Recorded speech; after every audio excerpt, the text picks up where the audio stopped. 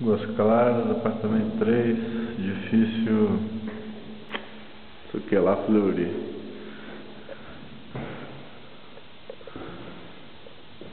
Cozinha, armário só embaixo da pia,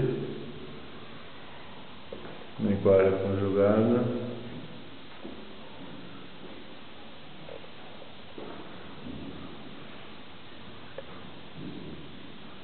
sala não muito grande.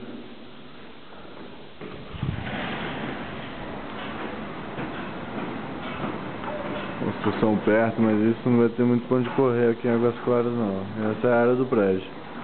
Churrasqueiras, 2 piscinas, campinho de futebol, playground.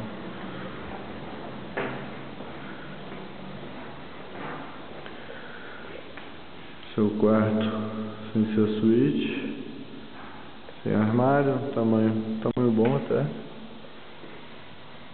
O banheiro social. O quarto do casal, da suíte. Banheiro da suíte. Acho que parece ser mais bem iluminado que esse.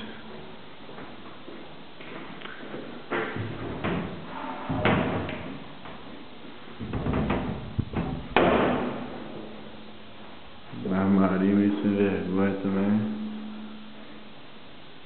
Sem gaveta,